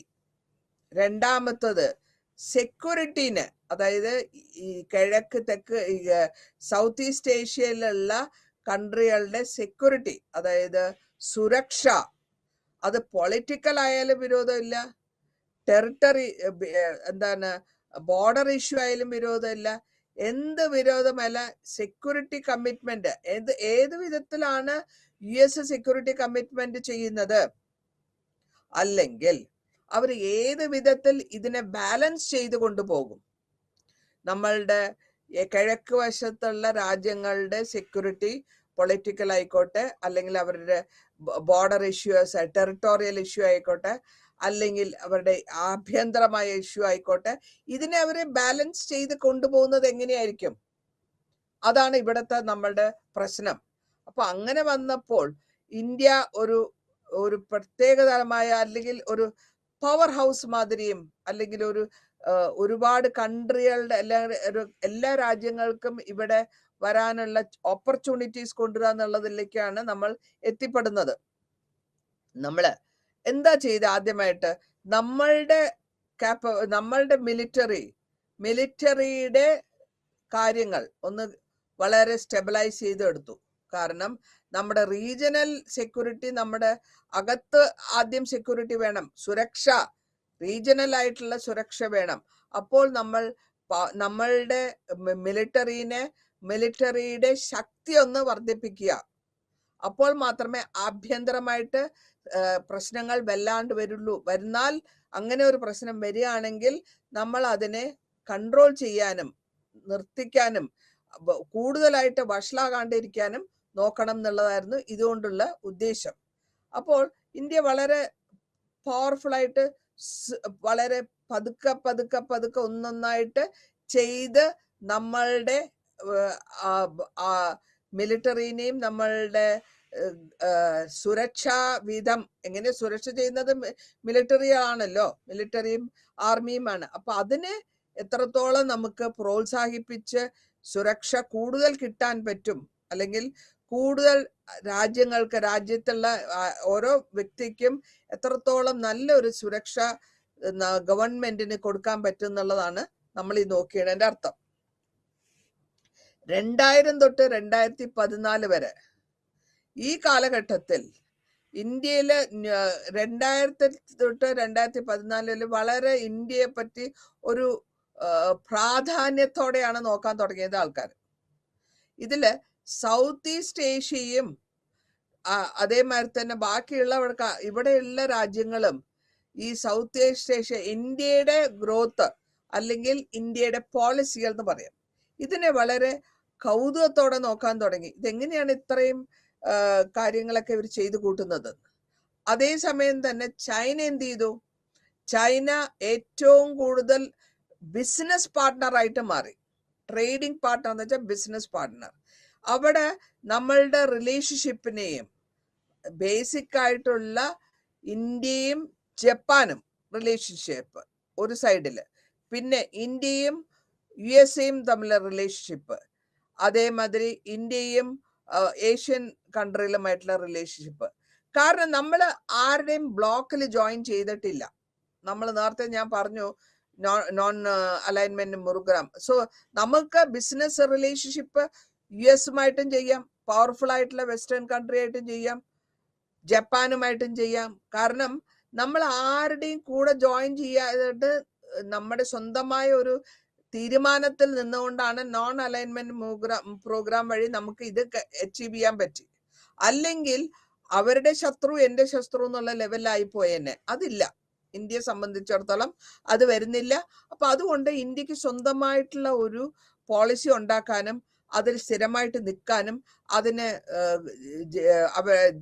ദൈനംദിനം ജീവിതത്തിൽ ഇന്ത്യയുടെ ചരിത്രത്തിൽ അതിനെ പ്രാക്ടീസ് ചെയ്യിക്കാനും പറ്റി എന്നുള്ളതിന്റെ അർത്ഥം അതാണ്. അതിന്റെ കൂടെ ഒരു സ്ട്രോങ് ആയിട്ടുള്ള ഒരു multi dimensional policy, multi dimension എന്ന് പറയുമ്പോൾ ഒരു ഡയമെൻഷൻ മാത്രമല്ല, പല വിധത്തിലും എല്ലാ ഏരിയകളിലും നമ്മൾ പോളിസികൾ എത്രത്തോളം നമുക്ക് ഉപകരിക്കാൻ പറ്റും, എല്ലാ വിധ ഇൻഡസ്ട്രി ആയിക്കോട്ടെ, ബിസിനസ് ആയിക്കോട്ടെ, അഗ്രികൾച്ചർ ആയിക്കോട്ടെ, റിലേഷൻഷിപ്പ് ആയിക്കോട്ടെ, കൾച്ചർ ആയിക്കോട്ടെ, എങ്ങനെ നമുക്ക് മൾട്ടി ഡയമെൻഷണൽ പോളിസിയിലാണ് നമ്മൾ അതിന് വ്യത്യാസങ്ങൾ കൊണ്ടിരിക്കുന്നത് ഈ കാലഘട്ടത്തിൽ 2000 തൊട്ട് 2014. പൊളിറ്റിക്കൽ എൻഗേജ്മെന്റ് എങ്ങനെയാണെന്ന് നോക്കാം. പൊളിറ്റിക്കൽ എൻഗേജ്മെന്റ് വരുമ്പോഴത്തേക്ക് 2 ഡയമെൻഷണൽ പോളിസിയാണ്, 2 പൊളിറ്റിക്കലി. ആദ്യത്തത് റീജിയണൽ ലെവലിലുള്ളത്, പിന്നത്തത് എക്സ്പെഷ്യലി ഏഷ്യൻ കൺട്രികളായിട്ട്. അപ്പൊ ലിങ്കേജ് കണക്ഷൻസ് ഉണ്ടാക്കുക റീജിയണൽ ലെവൽ. പിന്നെ അതിന്റെ കൂടാണ്ട് ഇന്ത്യയുടെയും ഏഷ്യൻ സമ്മിറ്റ് മീറ്റ് അല്ലെങ്കിൽ മീറ്റിംഗ്സ് വെക്കുക 2002. ആ മീറ്റിങ്ങിൽ ആ കൺട്രികളുടെ നേതാക്കന്മാരെ വിളിക്കുക, അവര് ഈ മീറ്റിങ്ങിൽ അറ്റൻഡ് ചെയ്യാൻ പറയുകയും അത് റെഗുലർ ആയിട്ട് മീറ്റിംഗ് നടത്തണം. 2002 മുതൽ റെഗുലർ ആയിട്ട്, സമ്മിറ്റ് എന്ന് വെച്ചാൽ മീറ്റിംഗ് എന്നാണ് അർത്ഥം, അത് നടത്തുകയും അവിടെ ഡിസ്കസ് ചെയ്യുകയും വേണം. നമുക്ക് നമ്മുടെ പ്രശ്നങ്ങൾ ഇരുന്ന് ചർച്ച മുഖാന്തരം ഡിസ്കസ് ചെയ്ത് കൊണ്ടുപോവാ 2005. അപ്പൊ ഇങ്ങനത്തെ ഡിഫൻസ് മിനിസ്റ്റേഴ്സിന്റെ മീറ്റിംഗ് ഒക്കെ നടത്തി 2010. ഡിഫൻസ് മിനിസ്റ്റേഴ്സ് പറയുമ്പോൾ നമ്മുടെ പൊളിറ്റിക്കൽ എല്ലാ കാര്യങ്ങൾക്കും ഡിഫൻസ് മിനിസ്ട്രിയാണ് ആൻസർ പറയേണ്ടത്. രണ്ടാമതായിട്ട് നോക്കുമ്പോൾ എല്ലാ റിലേഷൻഷിപ്പും, ബൈ എന്ന് വെച്ചാൽ 2, ബൈലാറ്ററൽ, 2 കൺട്രികൾ തമ്മിലുള്ള റിലേഷൻഷിപ്പ്, ഇന്ത്യയും US ആയാലും കൊള്ളാം, ഇന്ത്യയും ജപ്പാൻ ആയാലും കൊള്ളാം, ഇന്ത്യയും ചൈന ആയാലും കൊള്ളാം, 2 കൺട്രിയാണ് അവിടെ വരുന്നത്. അപ്പോൾ അങ്ങനെയുള്ള റിലേഷൻഷിപ്പ്, ബൈ റിലേഷൻഷിപ്പിനെയും ഒരു ക്വാളിറ്റേറ്റീവ്ലി നല്ല ഒരു അപ്ഗ്രേഡ് ചെയ്ത് കൊണ്ടുവരിക, നല്ല വിധത്തിൽ ഒരു സംബന്ധം അല്ലെങ്കിൽ നല്ല വിധത്തിൽ ഒരു പ്രോത്സാഹനം, പരസ്പരം സഹായ സഹകരണങ്ങളോടെ ഉയർത്തിക്കൊണ്ടുവരാനും നമ്മൾ ശ്രമിച്ചു. അങ്ങനെ അതില് നമ്മൾ കൊണ്ടുവന്നത് സിംഗപ്പൂർ, വിയറ്റ്നാം, ജപ്പാൻ, ഇന്തോനേഷ്യ, മയൻമാർ. ഇപ്പൊ ഇത്രയും കൺട്രികളിൽ നമ്മളുടെ ബൈലാറ്ററൽ റിലേഷൻഷിപ്പ് ഉയർത്തി കഴിഞ്ഞപ്പോൾ തന്നെ നമുക്ക് കുറെ ഉപകാരങ്ങൾ കിട്ടുന്നുണ്ട്. അടുത്തതായിട്ട് എക്കണോമിക്കലായിട്ട് എന്താണ്, ഏത് വിധത്തിലാണ് എക്കോണമിക്കലി നമ്മൾ ലിങ്ക് കിട്ടുന്നത്? എക്കോണമിക് ലിങ്കിൽ വരുമ്പോഴത്തേക്കും 2 കൺട്രികൾ തമ്മിൽ അല്ലെങ്കിൽ ഏതെങ്കിലും കൺട്രികൾ തമ്മിൽ, അതിന് ഇക്കോണമി എന്ന് പറയുമ്പോഴത്തേക്ക് ബിസിനസ് അല്ലെങ്കിൽ മെർക്കൻഡൈൽ ഏതായാലും വിരവില്ല, അതിന് 3 പ്രധാന ഘടകങ്ങളുണ്ട്. ഒന്ന്, ഏത് ബിസിനസ് ആണ് നിങ്ങൾ ട്രേഡ് ചെയ്യുന്നത്, പിന്നെ ഏത് സർവീസ് ആണ് നിങ്ങൾ പ്രൊവൈഡ് ചെയ്യുന്നത്, ഏത് വിധത്തിലാണ് നിങ്ങൾ ഇൻവെസ്റ്റ്മെന്റ് ചെയ്യുന്നത്. ഇത് പ്രധാന ഘടകമാണ്, ബിസിനസിന്റെ പ്രധാന ഘടകമാണ്. ഒന്ന് മൂലധനം, പിന്നൊന്ന് ഞങ്ങൾ ചെയ്യാൻ ഉദ്ദേശിക്കുന്ന സർവീസ്, മൂന്നാമതായിട്ട് ഏത് തരത്തിലുള്ള ഗുഡ്സ്. ഇപ്പൊ ഈ അഗ്രിമെന്റ് ഒക്കെ കൊണ്ടുവരുന്ന 2010 നമ്മൾ ഒരു ടാരിഫ് ഉണ്ടാക്കുന്നു, വില നിശ്ചയിക്കാണ് ടാരിഫ് എന്ന് പറയാ. 80% പ്രോഡക്ട്സ് 2013-16 ട്രേഡ് സർവീസും ഇൻവെസ്റ്റ്മെന്റ്സും ഫൈനലൈസ് ചെയ്തത് 2013 ഏഷ്യൻ കൺട്രികളായിട്ട്. അപ്പോൾ ഇങ്ങനെ സ്റ്റെപ്പ് ബൈ സ്റ്റെപ്പ് ആയിട്ടാണ് പോയിക്കൊണ്ടിരിക്കുന്നത്.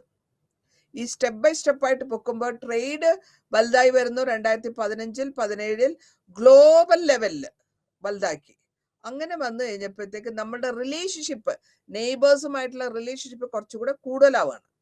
അപ്പൊ അങ്ങനെ ആ കാലഘട്ടത്തിൽ ട്രേഡ്, ബിസിനസ്, 2 കൺട്രികൾ തമ്മിലുള്ള ബിസിനസ് ഷൂട്ടപ്പ് ചെയ്യും, അല്ലെങ്കിൽ മേലെ കയറിപ്പോവും.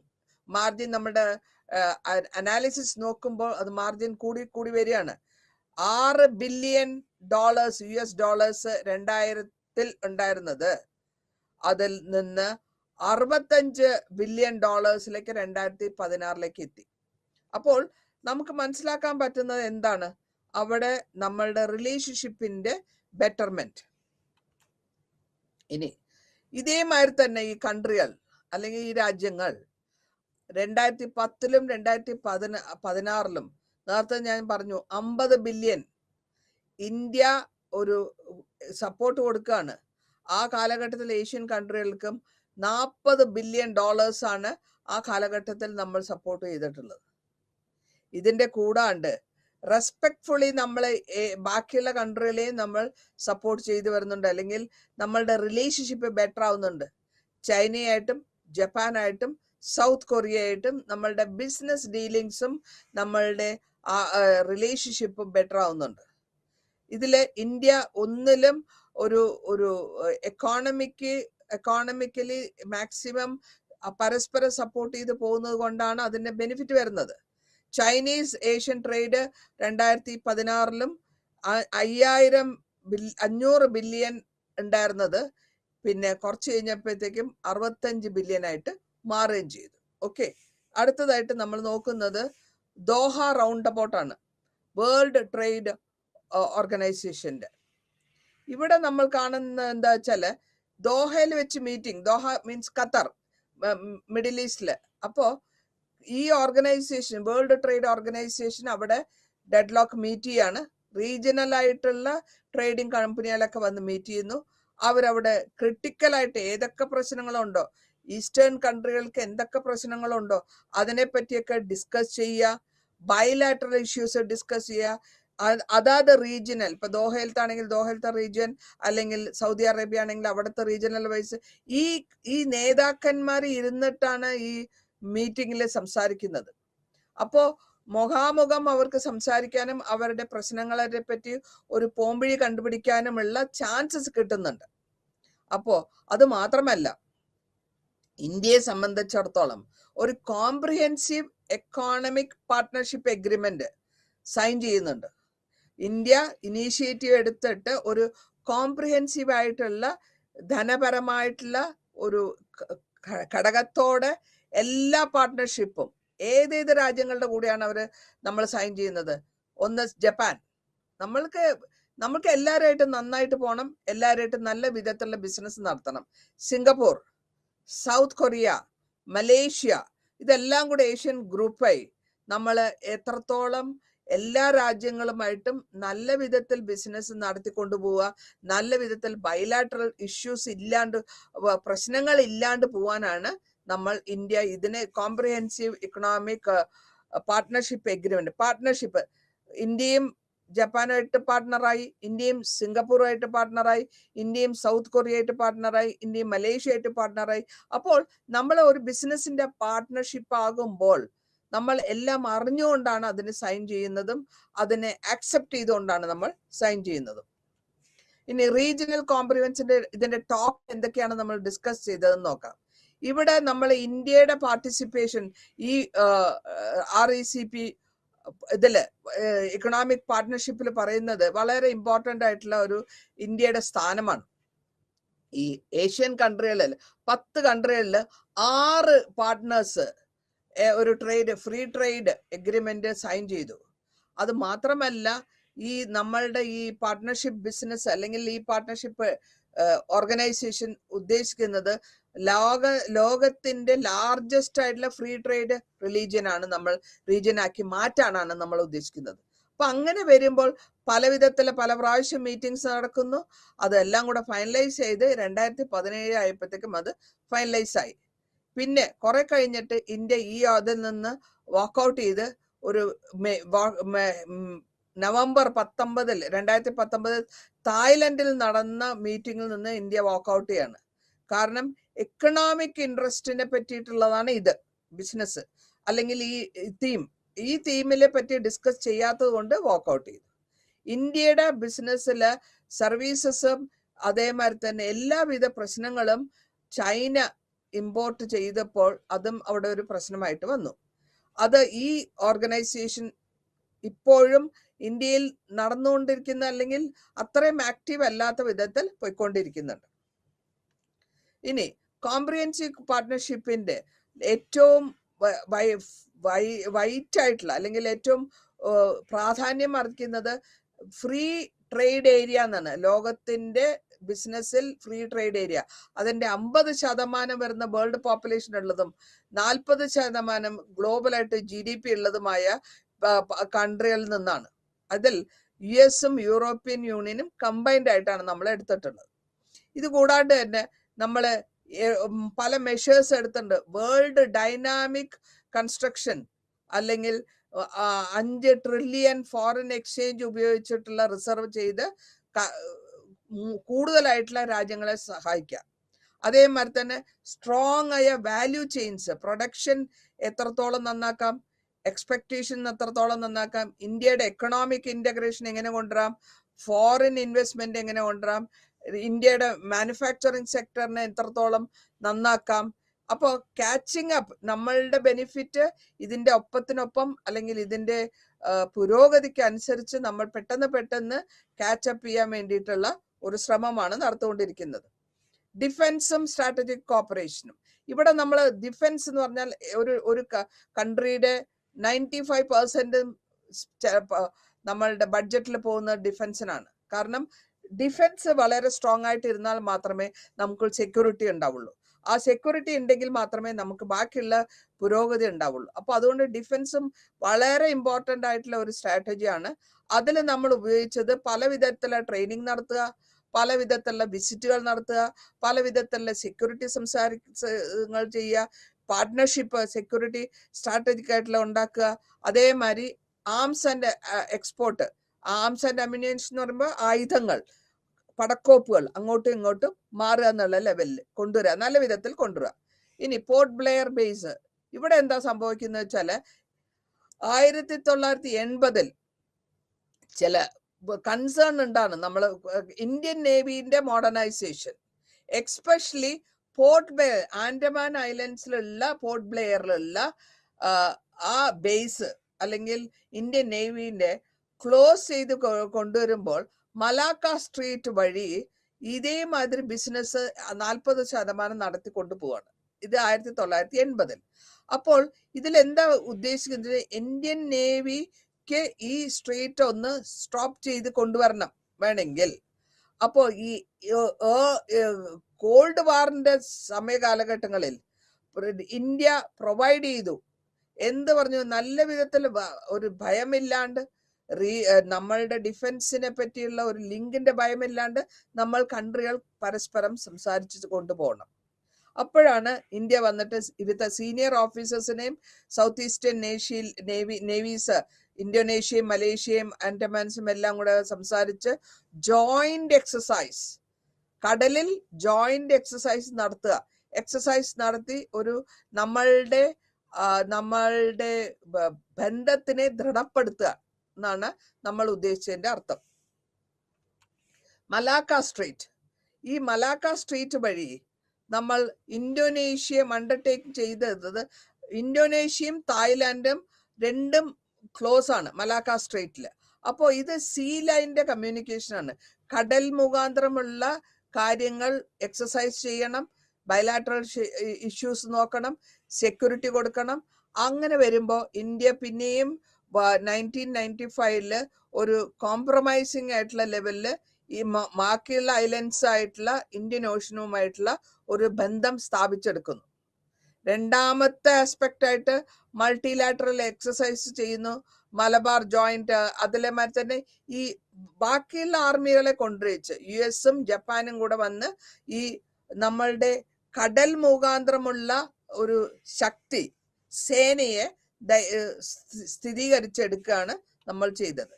ഇനി ഡിഫൻസിന്റെ കോപ്പറേഷൻ കൊണ്ടുവരുമ്പോൾ ഞാൻ നേരത്തെ പറഞ്ഞു, ഒരുപാട് കാര്യങ്ങൾ നമ്മൾക്ക് ഡിഫൻസ് മിനിസ്ട്രിക്ക് ചെയ്യാനുണ്ട്.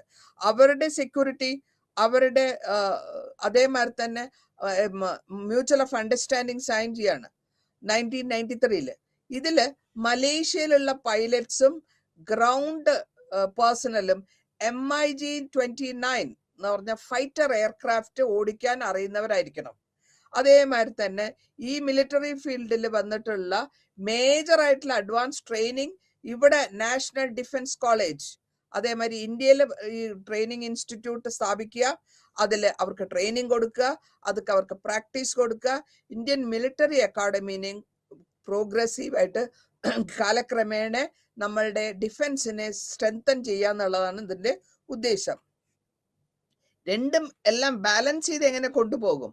ഈ ബാലൻസ് ചെയ്ത് കൊണ്ടുപോകുമ്പോഴത്തേക്കും എല്ലാ കൺട്രികളും നമ്മൾ സെക്യൂരിറ്റി ഇഷ്യൂസ് ആണ് മെയിൻ ആയിട്ട് വരുന്നത്. ജപ്പാൻ ആയിക്കോട്ടെ, ഇന്തോനേഷ്യ ആയിട്ട്, മലേഷ്യ, വിയറ്റ്നാം, ഇതെല്ലാ കൺട്രികളും ഒരു പാർട്ട്ണർഷിപ്പ് ബിസിനസ്സിൽ അല്ലെങ്കിൽ പാർട്ട്ണർഷിപ്പ് ബേസിസിൽ ഒന്ന് ശ്രദ്ധ ചെയ്യുക. ഇന്ത്യയും അതേമാതിരി തന്നെ നമ്മളുടെ ഡിഫൻസ് ഹാർഡ്വെയർ മയൻമാറിലും വിയറ്റ്നാമിലും ശ്രദ്ധ ചെയ്തു. കൂടാതെ നമ്മൾ കുറച്ചുകൂടെ സെക്യൂരിറ്റി ചെയ്ത് വരാൻ ഉദ്ദേശിക്കുന്നത് പീസ് കീപ്പിംഗ്, അതേമാതിരി തന്നെ നമ്മളുടെ ആഗ്രഹങ്ങൾ അല്ലെങ്കിൽ നമ്മൾക്ക് വളർന്നു കൊണ്ടുവരണം നമ്മളുടെ ഡിഫൻസ് സിസ്റ്റം. അപ്പോൾ ഇന്ത്യയുടെ ഉദ്ദേശം ഒരു ബാലൻസിങ് ആണ്. എല്ലാ കൺട്രികളുടെയും നടുവിലായിട്ട് ഇന്ത്യ ഒരു ബാലൻസിങ് ചെയ്തിട്ട് ഒരു എല്ലാ രാജ്യങ്ങൾക്കും ഒരു പവർഫുൾ ആയിട്ടുള്ള ഒരു ബാലൻസിങ് സ്റ്റേറ്റ് മാതിരി കൊണ്ടുവരികയായിരുന്നു നമ്മളുടെ ഉദ്ദേശം. ഇനി ഇവിടെ നമ്മൾ നേരത്തെ പറഞ്ഞു ഈസ്റ്റ് പോളിസിനെ പറ്റി, നേരത്തെ പരാമർശിച്ചത് തന്നെയാണ്. അപ്പൊ ഇവിടെ ഈസ്റ്റ് ഏഷ്യയിൽ എന്താ വരുന്നത് വെച്ചാല് ഒരു ഫോർമുലേഷൻ കൊണ്ടുവരുന്നുണ്ട്. എന്താ ഈ ടെക്ടോണിക് ഷിഫ്റ്റ് എന്ന് പറയുന്നത്? ഗ്ലോബൽ പവറിനെ പറ്റി. ഷിഫ്റ്റ് എന്ന് വെച്ചാൽ മാറ്റം. ഈ ഗ്ലോബൽ പവറിന്റെ മാറ്റം, ഗ്രേറ്റ് പവേഴ്സിന്റെ ഗ്ലോബൽ പവറായിട്ട് അത് കാലക്രമേണ നമ്മളും ഒരു നല്ല പവർഫുൾ ആയിട്ടുള്ള സ്ട്രോങ് ആയ പൊളിറ്റിക്കലി ധനപരമായിട്ടും ഡിഫൻസ് ലിങ്ക് ഡെവലപ്പ് ചെയ്തെടുക്കണം. അതായത് ഈസ്റ്റ് ഏഷ്യയിലുള്ള രാജ്യങ്ങൾ എല്ലാവരും സ്ട്രോങ് ആവണം. അത് സ്ട്രോങ് ആയിട്ട് കൺട്രി ആയിട്ട് മാറുകയും ചെയ്യണം. അതേസമയം ബാലൻസ് ചെയ്ത് പോകുകയും വേണം. കൂടുതലായിട്ട് അധികാരം എടുക്കാണ്ട് എല്ലാം ബാലൻസ് ചെയ്ത് പോകണം. അപ്പൊ അവിടെ നമുക്കൊരു ഫണ്ടമെന്റൽ ആയിട്ടുള്ള ഷിഫ്റ്റിങ്ങിന്റെ ആവശ്യം വരുന്നുണ്ട്. റീജിയണൽ വൈസ് അതാത് സ്ഥലത്ത് എക്കോണമി നന്നാവണം, സെക്യൂരിറ്റി നന്നാവണം, ആർക്കിടെക്ചർ എല്ലാം പോകണം. അപ്പൊ അങ്ങനെ വരുമ്പോൾ ഈ ഷിഫ്റ്റിൽ നിന്ന് ലുക്ക് ഈസ്റ്റ് പോളിസി എന്നുള്ളത് കുറച്ച് എക്കണോമിക്കലിയും നമ്മളുടെ ടെക്നോളജി വൈസും നമ്മളുടെ റീജിയനെ കുറച്ചുകൂടെ ഉയർത്തി കൊണ്ടുവരിക. ഇനി ചൈനയുടെ ഉത്ഭവം അല്ലെങ്കിൽ ചൈന വലിയ പവർഫുൾ ആയിട്ട് എങ്ങനെ മാറി നോക്കാം. അപ്പോൾ ഒരു ഡെവലപ്മെന്റ് വരുന്നത് ചൈനയിൽ എക്കോണമിയും അവരുടെ മിലിറ്ററി പവറും. ഈ മിലിറ്ററി പവറും കൂടുതലായിട്ട് അവര് ഫോക്കസ് ചെയ്യുന്നുണ്ട്. അത് മാത്രമല്ല ഇതിന്റെ കൺസേൺ എന്താന്ന് വെച്ചാല് അസർട്ടീവ് ആയിട്ടുള്ള ആക്ഷൻസ് ആണ്. അതായത് അസർട്ടീവ് എന്ന് വെച്ച് കഴിഞ്ഞാല് നിർബന്ധമായിട്ടുള്ള ആക്ടിവിറ്റീസ്. അങ്ങനെ വരുമ്പോഴത്തേക്കും അവരുടെ ടെറിട്ടോറിയൽ ക്ലെയിം, ഇപ്പൊ തന്നെ ഞാൻ മിഞ്ഞാന്ന് പറഞ്ഞു, ആ കപ്പൽ അവിടെ വന്ന് കിടപ്പുന്നുണ്ട്, ചൈനയുടെ അയച്ചിട്ടുള്ള കപ്പല്. പെർമിഷൻ മേടിക്കുമ്പോൾ അവർ മേടിച്ചിട്ടുള്ളത് പാസഞ്ചർ ഷിപ്പിനാണ് അല്ലെങ്കിൽ ലഗേജ് കൊണ്ടുപോകാൻ. പക്ഷെ വന്ന് കിടക്കുന്നത് ആർമിയുടെ ഡിഫൻസിന്റെ ഷിപ്പാണ്. മുഴുവൻ സാറ്റലൈറ്റ്സ് ഇന്ത്യയുടെ കാര്യങ്ങൾ അറിയാൻ വേണ്ടിയിട്ട്. അപ്പൊ അങ്ങനെ വരുമ്പോൾ അതാണ് അസർട്ടീവ് ആയിട്ടുള്ള ഒരു കാരണം, അല്ലെങ്കിൽ കൂടുതലായിട്ടുള്ള ചൈനയുടെ ഇന്റർഫിയറൻസ്. അപ്പൊ ചൈന പതുക്കെ വളരെ പവർഫുൾ ആയിട്ടുള്ള കൺട്രി ആയിട്ട് മാറുകയാണ്. അങ്ങനെ വരുമ്പോൾ അവസാനം വരാൻ പോകുന്നത് വാറായിരിക്കും. വാറിന്റെ കൂടെ കോൺഫ്ലിക്ട്സ് കൂടുതലാകുകയും ചെയ്യും. ഇനി റീജിയണൽ സ്റ്റെബിലിറ്റി നോക്കുമ്പോൾ ഓരോ സ്ഥലത്തെയും നമ്മൾ സ്റ്റെബിലൈസ് ചെയ്ത് കൊണ്ടുപോകണം. ചൈന ആയിക്കോട്ടെ, US ആയിക്കോട്ടെ, എല്ലാ രാജ്യങ്ങളും ഈസി ആയിട്ട്, ജപ്പാൻ, ഓസ്ട്രേലിയ, ഇന്ത്യയുമായിട്ടുള്ള റീജിയണൽ അഫയേഴ്സിൽ ഒരു താരതമ്യേന ശ്രദ്ധമായിട്ട് പോകണം.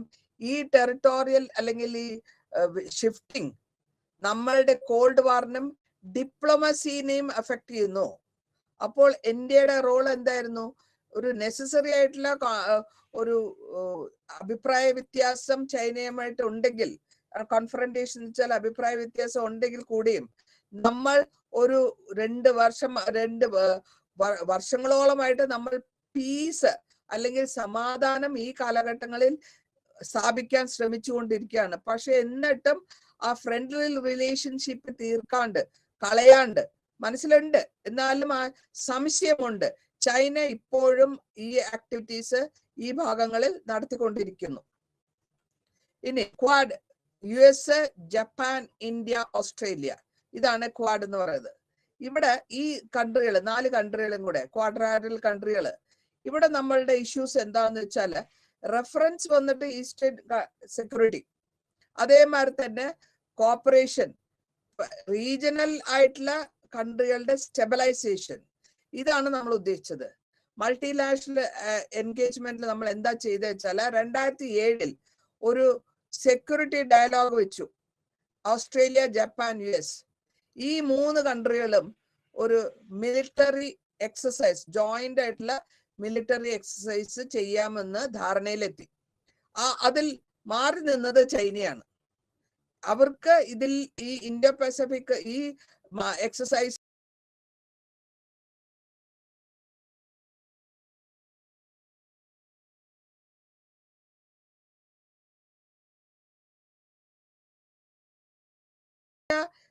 ഒരു ഓപ്പൺ ആയിട്ടുള്ള പ്രോസ്പെക്റ്റീവ് ആയിട്ടുള്ള പുരോഗതിയോടെയുള്ള ഇൻഡോ പസഫിക് ഒരു ഏരിയ ആണ് നമ്മൾ കെട്ടിപ്പടുത്തെടുക്കാൻ ഇതുവഴി നമ്മൾ ശ്രമിച്ചത്. ഈസ്റ്റ് പോളിസിന്റെ തന്നെ കണ്ടിന്യൂ ചെയ്യാണ് ഇവിടെ ഈ വേരിയസ് ആയിട്ടുള്ള പല വിധത്തിലുള്ള പോളിസികൾ നമ്മൾ ഉത്ഭവിപ്പിച്ചു. ഈസ്റ്റ് പോളിസിയിൽ ഈ ഈസ്റ്റ് പോളിസിയിൽ കൊണ്ടുവന്ന് ഇംപ്രൂവ് ചെയ്ത് കൊണ്ടുവരുമ്പോഴത്തേക്കും പതുക്കെ അതിൽ ഒരു വ്യത്യാസങ്ങൾ വരാൻ തുടങ്ങി. എന്നാലും ഈ പോളിസി നമ്മൾ റീപ്ലേസ് ചെയ്തുകൊണ്ട് തന്നെ പോയിരിക്കുകയാണ്, ഒരു എക്സ്റ്റൻഷൻ പോയിക്കൊണ്ടിരിക്കുകയാണ്. ഇനി ഈസ്റ്റ് പോളിസിയിൽ നമ്മൾ എക്സ്പാൻഡ് ചെയ്ത് കിടക്കുന്നത് എന്താന്ന് വെച്ചാൽ ഫർദർ ആയിട്ട് കൂടുതലായിട്ട് ഇന്ത്യയുടെ റിലേഷൻ ഈസ്റ്റേൺ കൺട്രിയിൽ സ്ട്രെങ്തൻ ചെയ്ത് കൊണ്ടുപോവുക. അതേമാതിരി തന്നെ നെസസിറ്റി ആയ എന്തെങ്കിലും പ്രശ്നങ്ങൾ വരുന്നുണ്ടെങ്കിൽ, ഇക്കണോമിക്കലി സ്ട്രാറ്റജി എന്തൊക്കെ വരുന്നുണ്ടെങ്കിൽ അതിനെ കൂടെ ഉയർത്തിക്കൊണ്ടുവരാനാണ് നമ്മൾ ശ്രമിച്ചുകൊണ്ടിരിക്കുന്നത്. ഈ പോളിസിയിൽ തന്നെ നമ്മൾ എന്തൊക്കെ ക്വസ്റ്റ്യൻസ് ചോദിക്കാണ്ട്, ഗ്ലോബൽ ആയിട്ടുള്ള എക്കോണമി, ചൈന ആയിക്കോട്ടെ ഇന്ത്യ ആയിക്കോട്ടെ, 50% വേൾഡിന്റെ പോപ്പുലേഷൻ ഇവിടെ ഉണ്ട്. അപ്പോൾ ഇവിടത്തെ രാജ്യങ്ങളിൽ കോപ്പറേഷൻ വേണം, വളരെ ഗ്രേറ്റർ ആയിട്ടുള്ള ഇന്റഗ്രേഷൻ വേണം. അതാണ് നമ്മൾ ഇതുകൊണ്ട് ഈ ആക്ട് ഈസ്റ്റ് പോളിസി, അതായത് ആക്ഷൻ ചെയ്യുക, അതാണ് നമ്മൾ ഉദ്ദേശിച്ചത്. ഇനി 35 ബില്യൺ ഇൻവെസ്റ്റ്മെന്റ് USA ഇൻവെസ്റ്റ്മെന്റ് ഇന്ത്യയിലുണ്ട്.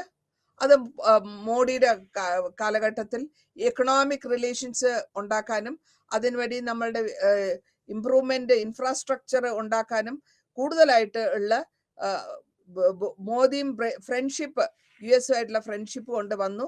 പിന്നെ ചൈനയുടെ കമ്മിറ്റ്മെന്റ് വന്നു. അവരുടെ ഇൻവെസ്റ്റ്മെന്റ് അവർക്ക് കൊടുത്തത് 20 മില്യൺ. ഇപ്പൊ സെപ്റ്റംബറിൽ ഈ വിസിറ്റ് 2014 വിസിറ്റ് ചെയ്യുകയും ചെയ്തു. എല്ലാ വിധത്തിലുള്ള സപ്പോർട്ടും കൊടുക്കുന്നുണ്ട്.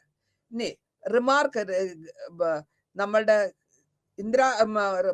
പ്രൈം മിനിസ്റ്റർ മോദിയുടെ ഇൻവിറ്റേഷൻ മുഴുവനും അല്ലെങ്കിൽ അക്സെപ്റ്റ് ചെയ്യുകയും അതേമാതിരി തന്നെ അതിൽ അവര് വളരെ നന്നായിട്ടാണ് ചെയ്യുന്നതെന്നുള്ളതിൽ ഒരു അഭിപ്രായം മോദി പറയുന്നുണ്ട്.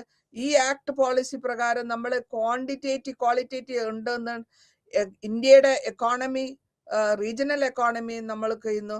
ലോ ലെവലിലെ ഇന്റഗ്രേഷൻ നമ്മൾ ചെയ്യുന്നുണ്ട്. അത് റിമാർക്കാണ്. കണക്ടിവിറ്റി എന്ന് പറയുന്നത് പോവാനുള്ള പോക്കുവരവിനുള്ള റീസൺ കണക്ടിവിറ്റി കുറവായി പോയി. റോഡ് കണക്ടിവിറ്റി ആയാലും റെയിൽ ആയാലും സീ ആയാലും അത് പ്രശ്നങ്ങൾ വരും, അത് ആൾക്കാർക്ക് പ്രശ്നങ്ങൾ ഉണ്ടാവും. അതിനെ ഒന്ന് ഇംപ്രൂവ് ചെയ്യണം എന്നുള്ളതായിരുന്നു അഭിപ്രായം. ഇതിനു വേണ്ടിയിട്ട് ഇൻസ്റ്റിറ്റ്യൂഷണൽ കണക്ടിവിറ്റി ഇപ്പോ ട്രൈ നാഷണൽ ഹൈവേ ഉണ്ടാക്കുക, ഇൻവോൾവ് ചെയ്യിക്കുക ഇന്ത്യനെ മ്യാൻമാറേയും തായ്ലാൻഡിലെയും. അതേമാതിരി തന്നെ റോഡ് ട്രാൻസ്പോർട്ട്, എല്ലാ വിധത്തിലുള്ള ട്രാൻസ്പോർട്ട് സൗത്ത് മെയിൻലാൻഡ് വഴി കൊണ്ടിരിക്കാനും നമ്മൾ ശ്രമിച്ചുകൊണ്ടിരിക്കുന്നു.